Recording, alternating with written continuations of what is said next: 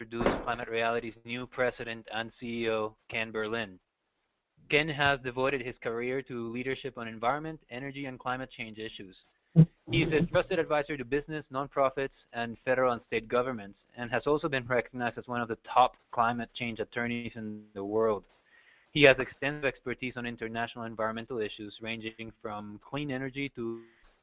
In 2012, Ken actually served as chair for the Obama Energy and Environment team, and we are very pleased to have him as now leading the Climate Reality Project. Welcome, Ken. Mario, thank you very much, and I'd like to thank everybody who's joined in this call. Actually, a little bit more than 30 minutes. I'm going to talk a little bit more than 15 minutes, so if everybody will bear with me, I hope it will be worth the time. I'm going to talk today about EPA's proposed regulation of carbon emissions from existing power plants. EPA calls it the Clean Power Plan. In these discussions, I'm going to first try and put the EPA regulation in the context of our efforts to reduce CO2 emissions in general. And then I'm going to talk about the rules, sort of explain why EPA has done what they've done and how they've done it, because I think it's important to understand that, and it's actually quite interesting because it enables us to put what's going on in the context of where we are in reducing emissions because of renewable energy and things like that. Then I'm going to talk about why I think this rule is conservative, one that can be defended in court, but one that sets the basis for much stronger measures down the line. I think we're eventually going to blow through the requirements in the rule, and I'll explain why, but also why it was important for EPA to get the rule this way so it could really be upheld in court and it could work well. And then I'll talk a little bit about what we're doing in general at the Climate Reality Project, but I'd like to start with just a few things about the Climate Reality Project itself. The Climate Reality Project was founded and was chaired by Al Gore. He just did a pretty major article in Rolling Stone magazine, which I recommend everybody take a look at and try and track down. If you can't get it, let somebody know here, and we'll find it for you. It talks a lot about the urgency of the problem of climate change, but it also spends a lot of time talking about how the problem is solvable and that he is optimistic now that we'll be able to solve this problem. We probably couldn't have said this 3 or 4 years ago with the kind of conviction we're saying it today. So I think it's worth looking at that article and see where we're going and to really start concentrating on the urgency and solvability of the issue.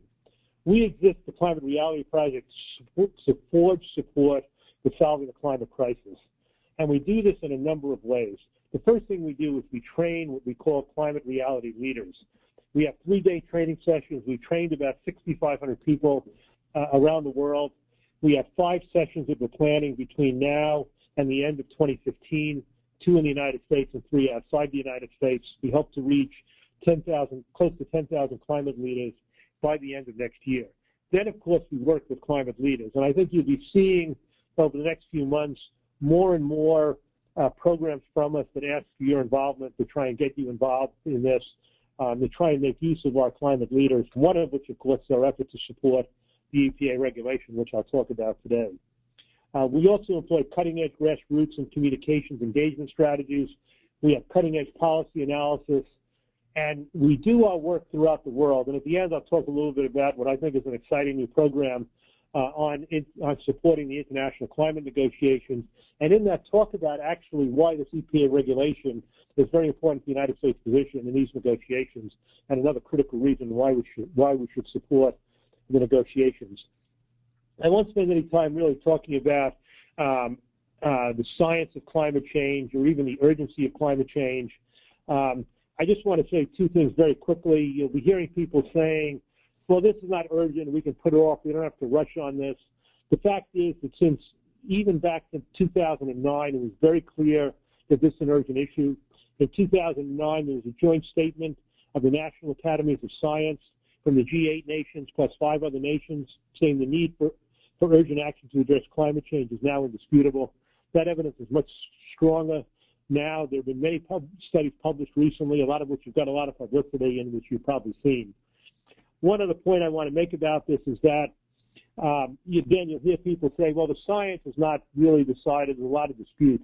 That's simply fantasy. The fact is, and shown by this study, there was a study of peer-reviewed climate papers done from November 2012 to December 2013. It looked at 9,136 authors and what they wrote. Only one of those authors said anything other than climate change is happening and is primarily caused by human activities. So 1 out of 9,136 does not make controversy. I mean, this is about as well settled as anything can ever be in the field of science. I've got a chart showing a little bit the different effects of climate on the environment right now. It's happening right now. It's urgent. It has to be addressed now. And that's an important argument because we think we have to argue now this is urgent for various reasons. Let me turn now to what we have to do to reduce CO2 emissions in general so I can put this rule in the proper context. I think there are a couple of sectors we have to address on this. The first is the transportation sector. It accounts for about 28% of greenhouse gas emissions in the United States. In the first administration, the Obama administration did a tremendous amount on this. They passed standards, doubling automobile mileage standards effective by 2025. That's a major, major piece of regulation. They also set mileage standards for light-duty trucks. It's going to take a while before we see the emissions from automobiles drop in half because we have to get existing cars off the road, and that's a long, slow process. But these are major regulations. They're going to have a major effect. We're on the right road on the transportation side. The administration's also strongly supported electric vehicles, battery research, which is the key to bringing down the cost of this. Electric vehicles have great performance already. We have a cost issue that we have to address. Key to do with that is batteries. Elon Musk of Tesla has proposed a battery plant that he says will be in effect by 2016 or 17. It will produce as many lithium-ion batteries as now produce the entire rest of the world. And he estimates this plant alone will reduce the cost of batteries by 30%. That's a major, major number in reducing the cost of electric vehicles. I think it'll happen, and there are new technologies out there also that could affect this. So the question then the question is, we look at the transportation sector. What do we do in the energy generation sector? That accounts for about 40% of total U.S. greenhouse gas emissions, about 3/4 of which, slightly more, come from coal-fired power plants. Now, a lot is happening in these power plants now, even without the regulations that are taking place. The U.S. Generating fleet is getting quite old. The average age is 42 years. They can go 60 or 70 years, but the fleet is still getting old. A lot of the plants are very old and coming near the end of their life. Many plants are closing already because of natural gas prices being cheaper than coal prices, and also because of new mercury and toxic pollutant rules. Implementing those rules will require power plants to put very expensive emission control equipment on the plants. So when they look at that, they're going to have to say, do I want to put that? There are a lot of plants that don't have any emission control equipment now. Those plants are going to have to say, do I want to put this money into a coal plant and spend a huge amount of money, or should I do something different? Should I replace them with natural gas, or we hope more even renewables? And I'll talk about that in a minute. Right now, no new coal plants are planned. EPA, prior to these regulations that I'm talking about today, which are on existing power plants, they worked on, and they're not quite final yet, but they're further along, regulations for new coal-fired power plants. Those regulations require the plants to reduce their emissions enough so they can't build these plants without capturing and sequestering some of the carbon that's coming out of them. Even without this reg, no new plants were being built in the United States. This puts the lid on that. It would make sure that these plants won't be built unless they can come up with the kind of control technology which the industry is simply not investing in. So they're probably not going to do it. So we should not see many new proposed power plants right now. So the question is, where does that leave us? Once these closures take place, I think we'll still be left with 200 to 250 gigawatts of coal plants out of initial, a little bit over 300 gigawatts of coal plants. Those coal plants won't automatically close because renewables are now competitive. You don't necessarily close the plant because you've got a competitive plant. They have to be pushed. And these new regulations will do that. They're going to require reduction from these plants, other things that will happen that we can use to push that. And so we want to be in a position where there's requirements to with incentives to close these plants down. Not a requirement necessarily, but incentives to close these plants down. The regulations, I guess, are a requirement. So it's a combination of requirement and incentives to either close these plants down or capture and sequester the CO2 emissions from the plant.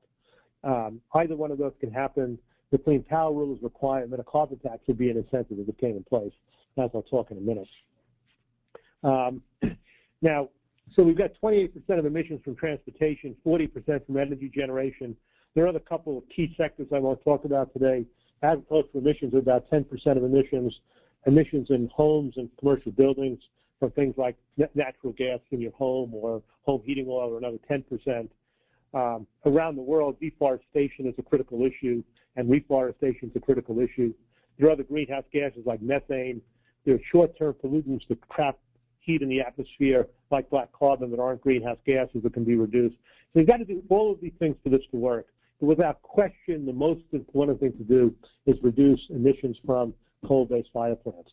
They're the most important source. They're the greatest source of resistance to what they're doing. So EPA has come up with this Clean Power Rule that I mentioned. Basically, it sets a target that emission reduction in the energy sector have to be 30% below 2005 levels by 2030. Now, it's important to recognize that the 30% level's got a lot of publicity. What's important in the rule, though, that has not got publicity is EPA has estimated that these reductions will be very, very front-loaded. They estimate that 26 to 27% of the reductions out of the 30% will take place by 2020 and 29% by 2025. They're actually seeing a relatively small amount of reductions from 2020 to 2030. That is extremely conservative. As I'll explain in a minute, I think we're going to blow through those numbers after 2020. But because of the way the rule works, I'll explain, it makes sense to be conservative in doing this. So what could EPA do under these rules? They can't do anything they want. They're working under an existing statute that wasn't necessarily designed to deal with CO2 alone. And so if they want to put this in place, they have to come up with something called a best system of emission reductions.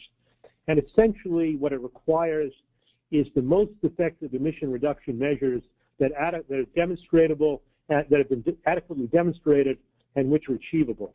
In doing that, they have to take into account costs and other environmental and energy impacts. So EPA can't come in and say, I see this new technology out there increase costs by 30%. The regulation won't be upheld.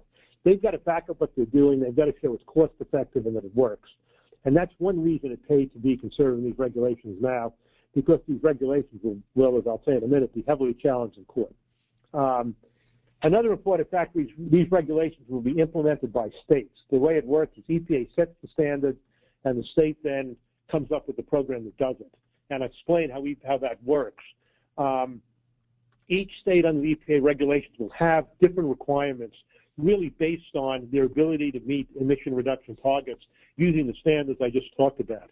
And those standards range, excluding Vermont, which has no fossil fuel generation, that everywhere else they range from 11% to as much as 72%. So EPA has come up with different numbers for every state. That means that at a political sense, what happens in states is very, very important. One thing we really want to do is get as much support as we can at the state level. We want state governors if we can to back this. Then after regulations go into effect, the states have to implement it. So we have to keep working on these on a state level after this is over. There's a lot of work on this on the state level also, which we'll talk about. Now, EPA said states can reach these results by employing 4 different strategies, or what they call building blocks. States can choose all or some of these. They don't have to do any one. They can do any one of these they want. They could do all 4. They can work together to do it, and they can actually choose other alternatives too, as long as they reach the emission reductions that EPA is talking about. The first strategy, to us, I think the most important, is to displace fossil fuels with renewable and nuclear energy. Very little nuclear is being built now. There are a couple of plants. Nuclear is too expensive to really build. So I'm not even going to talk about potential controversy on that, because it doesn't really matter today. They're just not building the plants.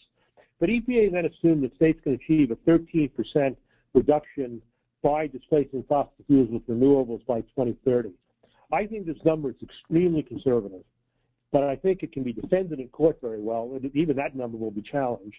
I think it can be defended in court very well, and then around 2020, I think we'll start blowing past that number and therefore being able to increase these emission reductions more. I think that renewable resources will lead the transition to a clean energy economy. We already see the cost of wind and solar declining rapidly in the United States. They'll soon reach grid parity, which means they'll be as cheap as fossil fuel energy. When that happens, everything changes.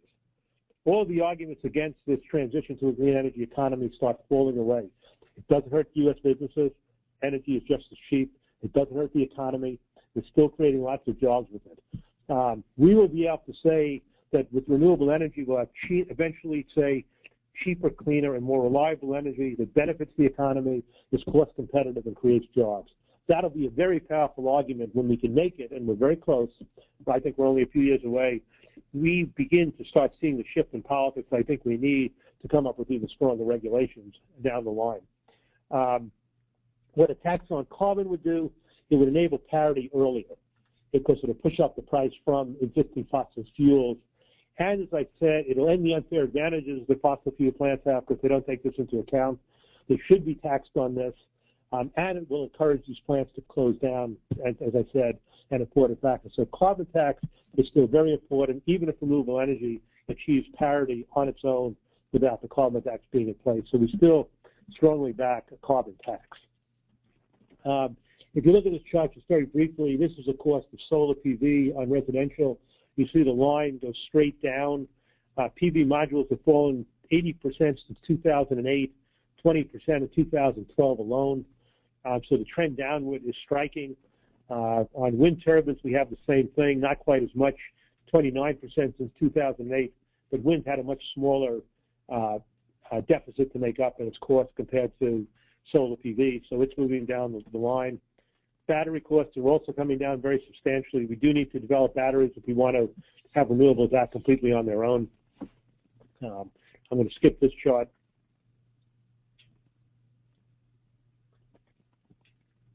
And just very quickly, when you look at these downward trends, historically these projections have been incredibly low.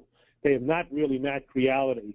In 2010, the prediction was the solar energy market would grow 1 gigawatt a year by 2010.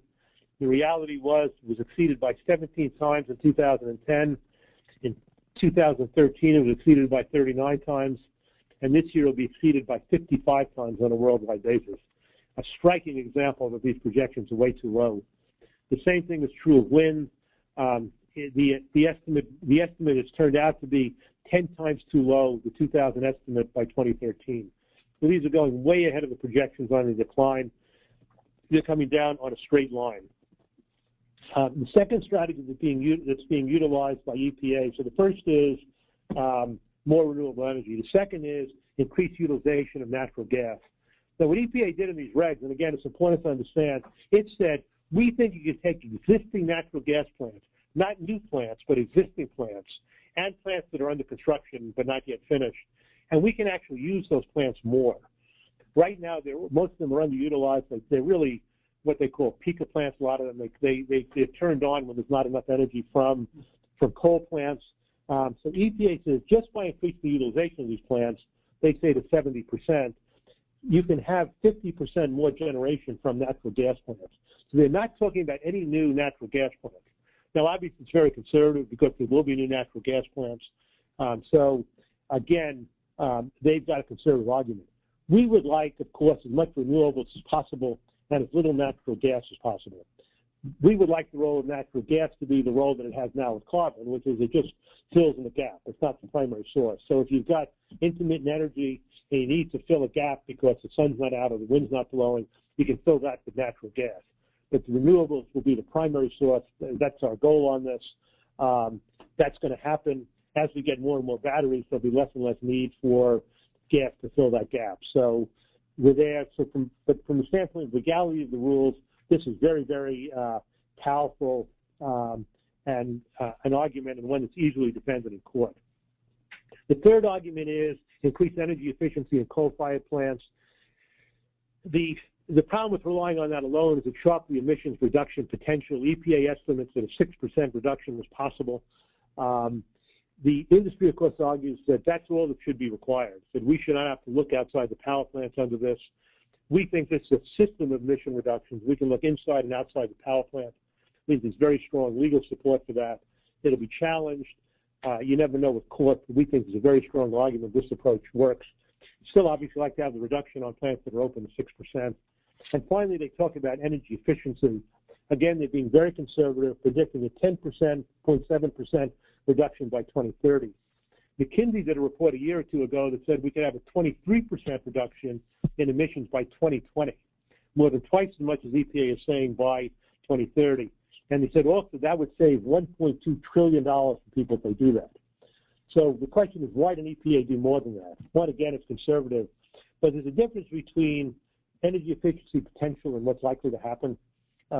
To really make energy efficiency work, you've got to retrofit tens of millions of homes, thousands of millions of businesses and commercial establishments, and I don't know how many industrial plants, but certainly hundreds of thousands of them. That's very, very hard to organize. It's very hard to create the demand for that. We're all going to be working to do that. Hopefully, again, we'll be able to blow past that 2020 number or the 2030 number of 10.7%, hopefully way before that. But again, EPA is being conservative based on what's happened so far, and I think that makes pretty good sense. So overall, EPA is being very conservative on these policies. There's still a major reduction. We can get a 26 or 27% reduction by 2020. I think that would be great.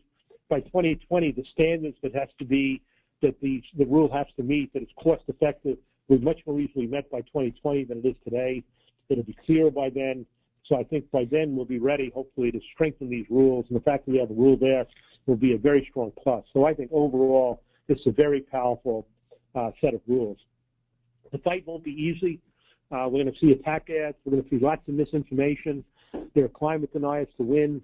We need to shore up our own supporters, even the Democratic Party, who are worried about the political consequences to be pro-climate change. But we're poised to win this fight, and we can win it. Everybody has to be involved, though, and has to be active to do that for us to be successful. We need to support the steps we're talking about. We want to make this politically toxic eventually to climate deniers and support representatives who want strong climate change actions and senators who want strong climate change action. We're going to ask people to take a lot of steps. We'll be behind you in every one of these. We'll be sending out information that will help you do that. We're trying to create 100,000 comments to EPA supporting the rule. We did one initial mailing. We have 37,000 comments in already. We haven't really pushed yet, so we should be able to do that. We want people to tweet their governors to support the rule. Our goal is 15,000 tweets, which would then, of course, be retweeted. We'll do other stuff on social media. We want you to write letters to newspapers, op-eds, and blogs about why the rule is important. There are public hearings in late July, from July 29th to August 1st in 4 places. We're going to send speakers to every one of those. We're going to have various things taking place around those hearings. We hope people will attend them if you're in the area. We're going to create other meetings. We're going to ask you to organize events. And again, we'll be behind you, working with you on everything, on all of these efforts. That really ends what I'd like to talk about on the climate rule. It's really part of a much broader program we have at the Climate Reality Project, just to very quickly talk about it. In addition to increasing our number of climate activists from 6,500 to 10,000 the next year, and in addition to coming up with lots of new programs for people to work on and trying to organize your work, we're establishing something we call a Climate Speakers Network. We're going to comprehensively look outside the environmental community at organizations where there are potential supporters for climate change. We're not going to ask them to come to our meetings. We're going to go to their meetings. So we'll identify business events and send business speakers to them, farming events and send farmers to them. We'll be looking for that from our climate leaders and others. So again, we'll be in contact about that. We have similar peer-to-peer programs like I Am Pro Snow, in which we have people in the snow industry talking to people who ski and are involved with it to try and get their support for climate change. We have our 24 Hours of Reality web broadcast on September 16th this year. We're going to have 24 reasons why we're confident that climate change can be successfully addressed. We're going to ask people to take action on that. We're going to develop new programs to support the transition to a clean energy economy. So we're going to have a lot of very, very interesting, exciting programs that we think everybody can be involved in. We're also internationally going to be working on the road to Paris. In December 2015, the nations of the world are going to meet for final negotiations we held on an international treaty. A year ago, it seemed very unlikely we can get a successful treaty. We do think we can do that now for a lot of reasons, which I don't have time to discuss. I mean, it's not going to be the boldest treaty, but we think we can get a very strong, reasonably strong result on it. We're going to be working to build support for that in a lot of different ways, which I don't have time to go into today. But two things about it I want to say. We're going to take one aspect of this in particular, one building block for negotiation, which is try and build support in 5 to 7 nations for the process by having those nations make strong commitments on emission reductions prior to December. They're actually due in March of this year. If they don't do it in March, they're due in December of 2015, March of 2015. I won't go through all those. The United States is one of those countries. The key to the United States in all this is everybody knows we're not going to be able to sign a treaty. We haven't got a treaty through our Senate in decades right now on the environmental side. So what we have to do is we have to go into these negotiations and say, look, we can't sign a treaty, but we have legal requirements that will ensure we meet the requirements of the treaty, even though we haven't signed it. The key to that is this regulation. We have this regulation in shape. We're going to have to make that in a convincing way. When the regulation was announced, China said they'd make new commitments on this. So this is working the way we need it to do. We've got to get these regs through. They're critical, and we need the support we talked about from all of you. With that, I'll stop now. Thank you, and open this up to questions. Sorry it took more than 15 minutes, but I hope it was interesting. Mario, questions? Thank you very much, Ken. For our listeners, we have about 13 minutes for questions, and we have compiled several of them.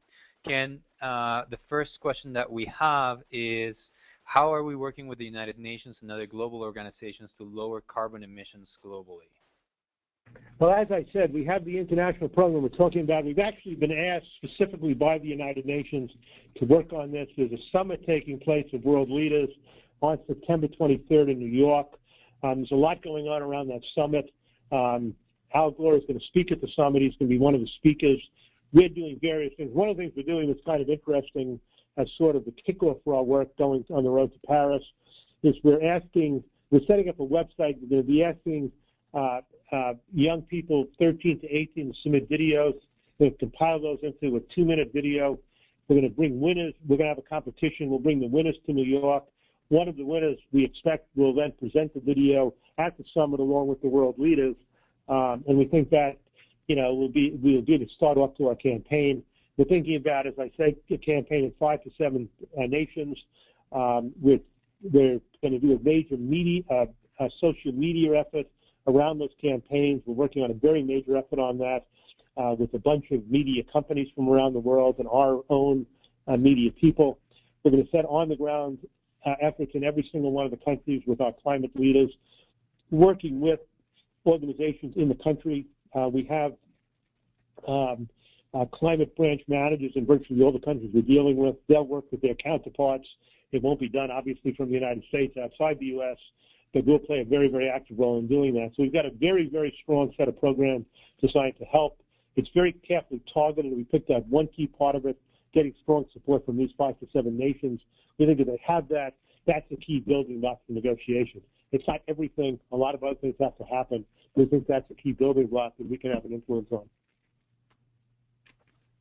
Thank you, Ken. Next question is, when people say the rule will increase electricity rates and cause more brownouts, what can we say to them? Well, the basic thing we can say is it's not true. EPA very, very carefully looked at this. I've looked at it very carefully. We've done a lot of modeling, particularly in my prior position where I worked on green banks and providing financing for these projects. Renewable energy is getting very, very close to being cost competitive. Right now it's with subsidies, but if you have the subsidies, you don't raise utility rates. So our goal in this is to not raise utility rates on this. We'll have a carbon tax really to supplement this probably after we become cost competitive. So on its own, they won't raise the rates. All they have to do is replace their coal plants with cheaper renewable energy when we do it. Our goal is cheaper, cleaner, and more reliable energy. Remember, the reliability part of this, there's a flip side of that. We have to have enough generation, and some coal plants will close down. As EPA said, they can easily be replaced with natural gas plants, even without building new natural gas plants to meet the requirements of the rule. New natural gas plants will be built as part of this. So I think we can meet the reliability issue, and having distributed energy like we do, of course, is a major reliability benefit. People will be able to have renewable energy even if parts of the grid go down. So we think in the end we're going to have cheaper, cleaner, and more reliable energy. If anyone wants more details on numbers, just ask us and we'll send it on to you. Thank you, Ken. Next question. If our governor is not interested in making progress in reducing our emissions nor looking for clean energy away from nuclear, what would you recommend for a grassroots effort in this situation? Well, of course, that's going to differ in every state, but we do recommend a grassroots effort to try and convince the governor and the legislature if it takes place. The way the rule works is the states have to implement the EPA regulations. If they don't do it, EPA takes it over and does it itself. It's sort of like the healthcare things you've been reading about over the last couple of months. So if you've got a governor who doesn't do it, EPA takes over. We're hoping that most states, once it passed, will want to do it. I mean, even a state like Texas said we think we can meet these requirements. States can meet the requirements. That's why they've done it on an individual state basis, even though it makes the rules much more complicated. And the rule does one other really critical thing here, which the rule push states towards doing cap-and-trade systems. The rule allows people to do that together. The whole rationale behind cap-and-trade systems was that it lowers the cost of compliance, because you do compliance at places where it's most cost-effective. We have 9 states in the East doing cap-and-trade. We have California doing it on the West Coast. The expectation is that when these rules go into place, other states will join into these programs to lower their costs. So we'll get a very, very strong result. So the governor should be pushed to take part. They should be pushed to do it in the cheapest way possible, which we'll be working on joining cap-and-trade systems where necessary. They can be creative and figure out ways to lower the costs when they do it. Again, for the reasons I said, we think these numbers are very, very achievable everywhere we look. And so I think that's what you have to do on a state level. Thank you. Next question. What are the power company incentives for converting to alternative fuels now? Well, that's a good question. Again, a very complicated question. There are really 2 kinds of utilities, ones that are regulated and ones that aren't. The regulated utilities have to go to the Public Utility Commission and get approval to do things. So if they want to close down coal plants, they need approval to do it. If they want to replace them with natural gas, they need approval to do it. We're trying to build as many incentives in. I mean, obviously, one incentive is just complying with this regulation when it takes place. That makes it easy to go to the utilities, to the utility commissions to get approval for what you're doing, because you're now complying with the regulations when you do it. The utility industry is mainly worried about, on unregulated utilities, there are cost issues. We have to show those utilities they can do this in a cost-effective way without getting knocked out of business. The big issue the utility industry has is they are very, very worried about distributed energy. How do they fit into a system with distributed energy? Because they may not be providing it. They then have to still maintain the grid, with less people on the grid. They're worried about energy efficiency for the same reason. It lowers cost to some people, not others. And so a lot of people out there are talking about what they call Utility 2.0, which essentially is how the utility system reinvents itself so that it works in this new environment. But like any great industry, they have to adapt or they're going to start doing poorly. And, most people, there are a lot of ideas on how they can do it, and we hope they'll follow them. Some of these utilities are really buying into this right away. They've got progressive leadership and are trying to do that. Others aren't. And, hopefully they'll be pushed to do that, but if nothing else is rule. Thank you, Ken.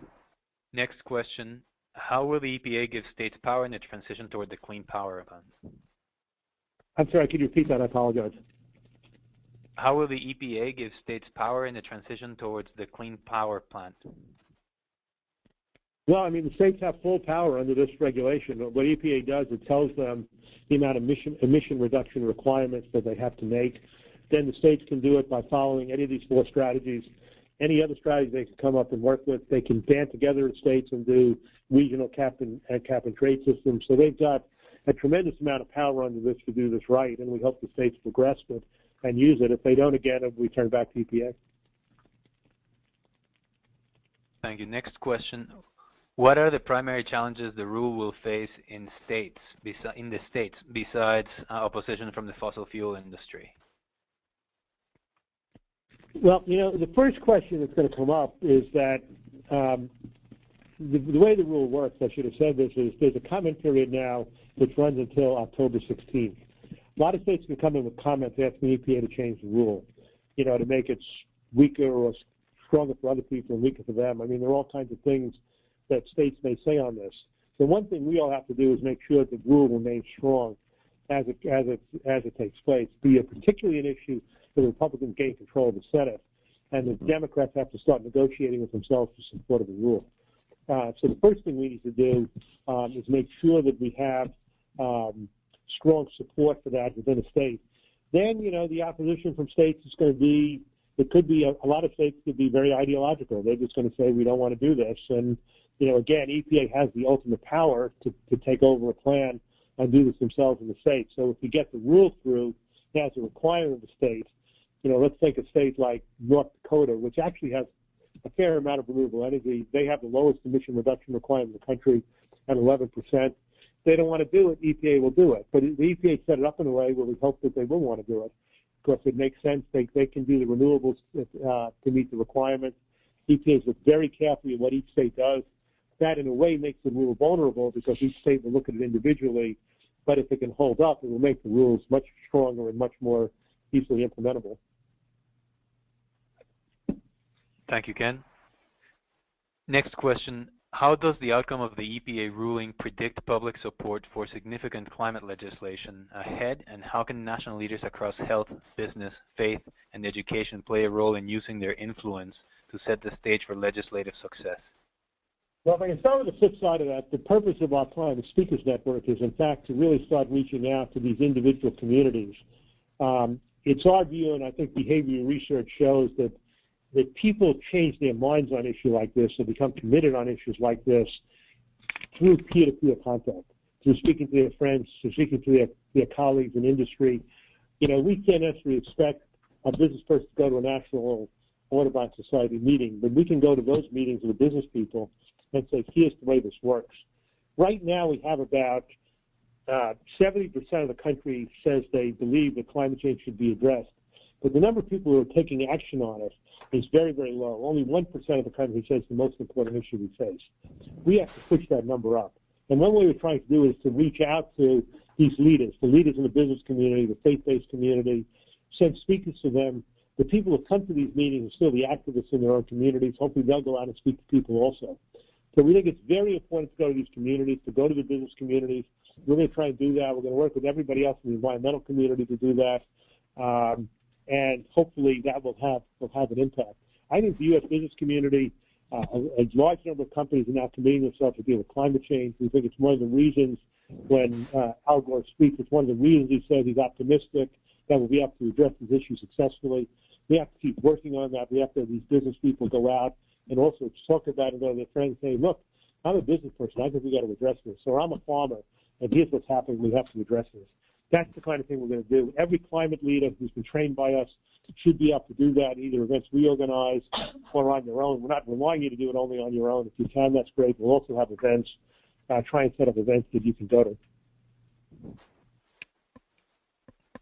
Well, thank you very much, Ken, and thanks to all of our listeners. And I think that concludes the session and the time that we had allocated for a Q&A session. So if you still have questions, please feel free to email them to us at support@climatereality.com. Okay, thank you, everybody. I really appreciate your being on the phone. Thank you, Ken.